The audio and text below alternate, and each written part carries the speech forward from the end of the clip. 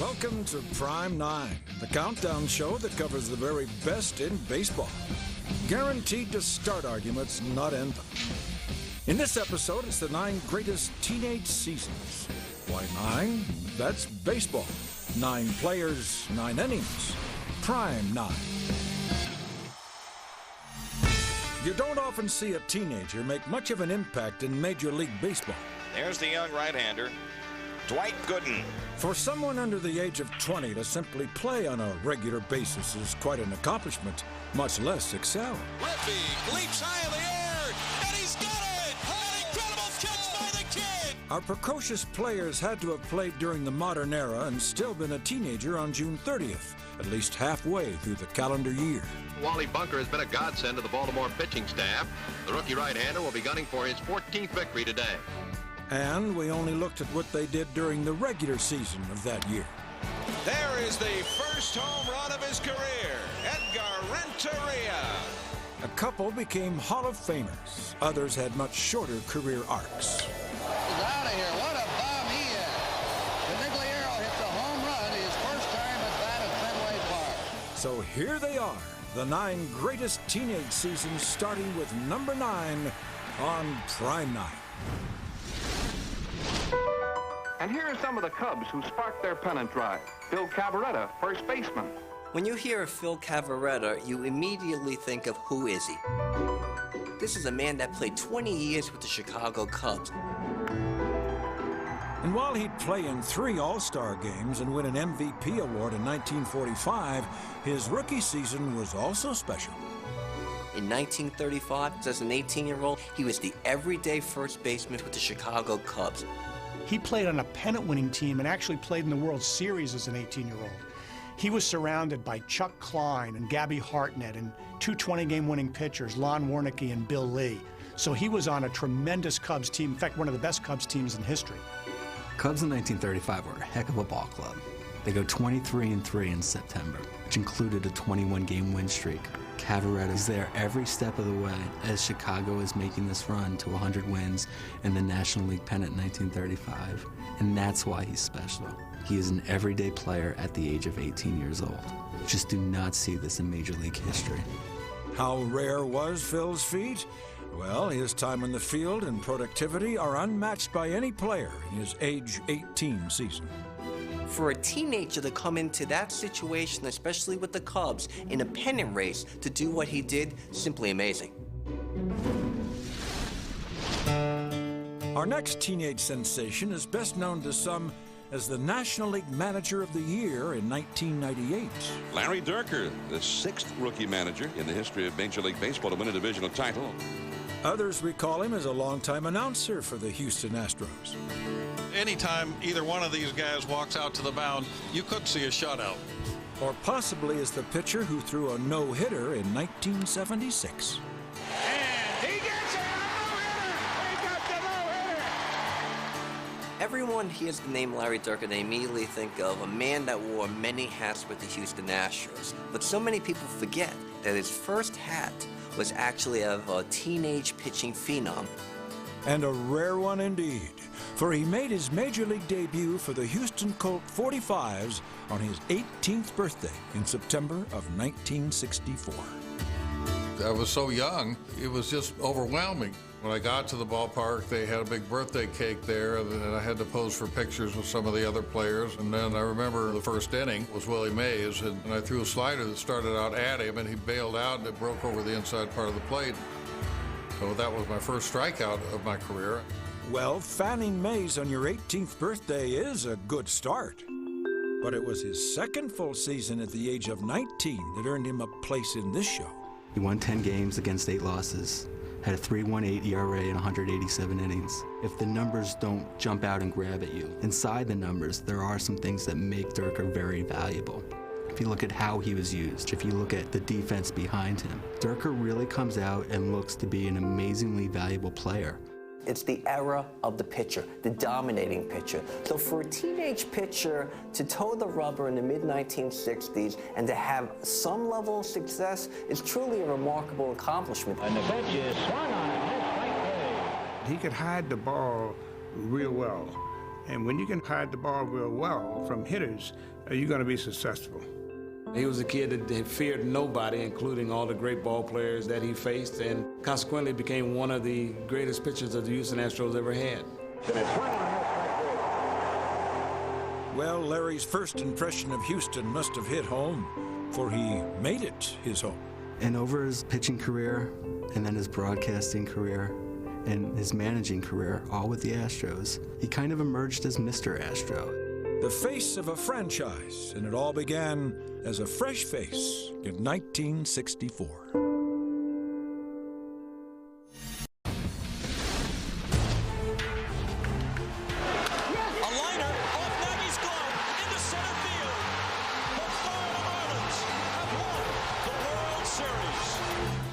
Everyone thinks of Edgar Renteria and they immediately think of 1997 World Series. But in May 1996, we first saw a glimpse of what type of ball player Edgar Renteria could be. Here is Edgar Renteria. And just over the glove of Gomez, and he has his first Major League single. And Renteria is well on his way in his Major League career. When Edgar Renteria came up as a 19-year-old in 1996, he put together a really special year. A home run! There is the first home run of his career, Edgar Renteria. If you look at all the shortstops in the National League in 1996, with at least 450 plate appearances, Renteria's OPS plus was the second best behind Barry Larkin. His batting average was the highest. Edgar hits it into right field. Marlins are on the board. This guy's a good-looking player. I could tell you when the first time I saw Edgar Renteria, there was the look of a guy that not only skill-wise, but his maturity. Renteria trying to pick up another RBI, and he does. We had a solid young player that was the future. A championship future the following year after Edgar was no longer a team. The men in teal are for real. 13 years later, Edgar once again found himself in the spotlight. Edgar Renteria has hit a 3-run homer. And once again was responsible for the eventual World Series winning run. I'd like to be better than Ted Williams. I feel that once I get going, I can probably be a better all-around player. Bold words indeed from a 19-year-old playing his first year of big league ball for his hometown team. Tony, of course, debuted as a kid who was actually living at home with mom and dad, but leaving for the ballpark after eating his cornflakes in the morning.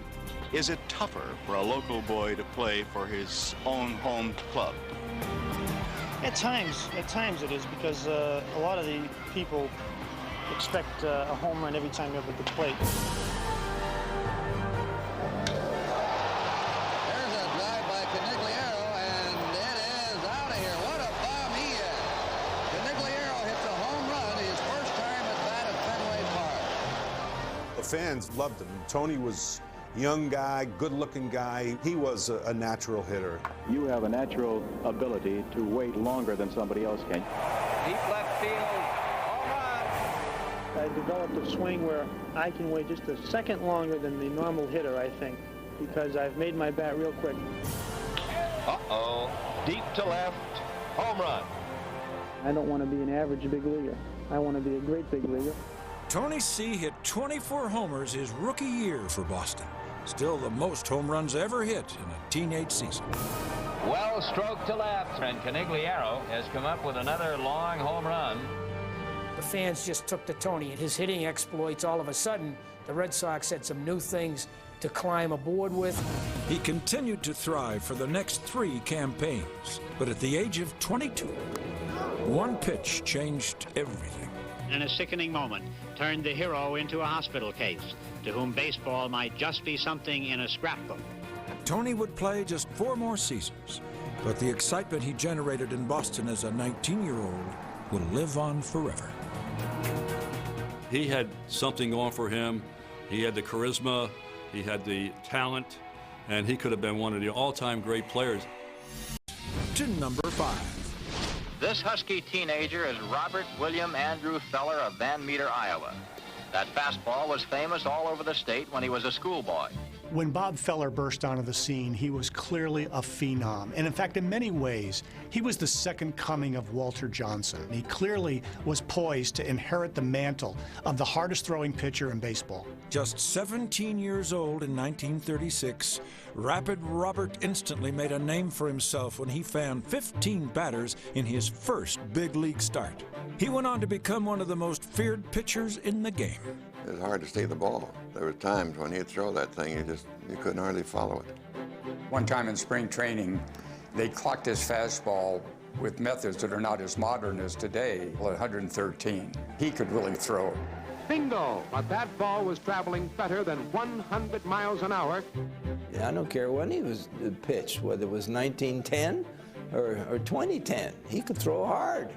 I'm not sure we'll ever see another teenager burst onto the scene the way Bob Feller did back in the mid-30s. And it was as a 19-year-old in 1938 that this fireballing phenom unfurled a record-setting season, adding to his growing legend. Feller in 1938 was a really special pitcher when it comes to great teenage seasons. He threw 277 innings, won 17 games, and proved to be as unhittable as any other pitcher in all of baseball. And he had yet to turn 20. At the time, it was the most strikeouts any teenager had had in the modern era, and still to this day is the second most for any teenage pitcher. The fascination Feller fueled that season wasn't confined to strikeouts, for he topped 200 in more than just that category. Feller not only struck out 200, he also walked 200. In the modern era of baseball, only one other pitcher has ever done that. Nolan Ryan did it twice. Feller went on to become a Hall of Fame pitcher, no surprise to those who saw him in that magical year of 1938. The season still holds up and creates a little bit of wonderment and awe to think that he was doing this as a 19-year-old. There's a pretty good pitcher named Bob Feller, and you've been compared to him. How does that strike you? I just hope I have the same kind of career he did. I've only been up 1 year now, and there's a long way to go, I hope. You want to talk about a pitcher bursting onto the scene? It was Wally Bunker. His first 3 starts were complete game victories. He won his first 6 decisions as a major league pitcher. Simply amazing. Brooks Robinson and Aparicio lead the charge to congratulate Bunker. Baltimore got so caught up in the exploits of this 19-year-old, they christened his mound Bunker Hill. And it was there Bunker battled batters with not much more than a 2-pitch arsenal. Wally Bunker was more of a fastball pitcher. He threw both a 4-seam rising fastball as well as a 2-seam sinking fastball. He had a heavy sinker that Mickey Mantle once described as being one of those sinkers in which you could break your back. While kids his age were dancing at sock hops, Bunker was socking it to batters with a season that has stood the test of time.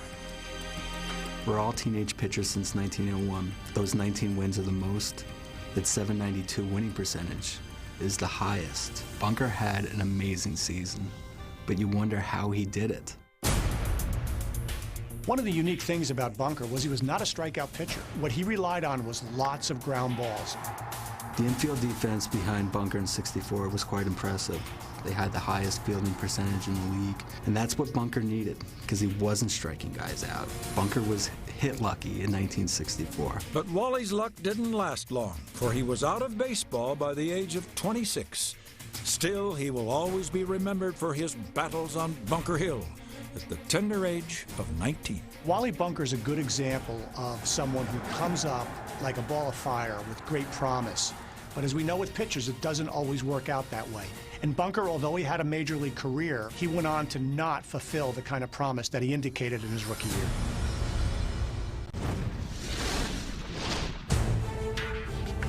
In the fall of 1925, as a 16-year-old, a Louisiana native named Mel Ott came to New York for a tryout with the New York Giants. He put on a hitting display that had them all talking. One look at Mel Ott told McGraw he had something here. John McGraw said, "This kid has got the most natural swing I've seen in years. He's going to be one of the greatest left-handed hitters the National League has seen." And he's 16 years old. Mel made his major league debut when he was just 17. But McGraw was careful to ease him along, and it wasn't until 1928 that he finally got the chance to play most every day. He promptly put up numbers never before produced by a teenager, some of which remain first for a teen all-time. As a 19-year-old ball player in the mid-1920s, to be able to put up those statistics is downright remarkable. It was just the start of Ott's Hall of Fame career. The following year, he hit 42 home runs and had 151 RBIs, a pair of marks that no 20-year-old has matched since. And unlike some young stars whose flame soon burns out, Mel had decades of success still to come. For 22 years, Mel Ott was a consistently dominant presence in the National League.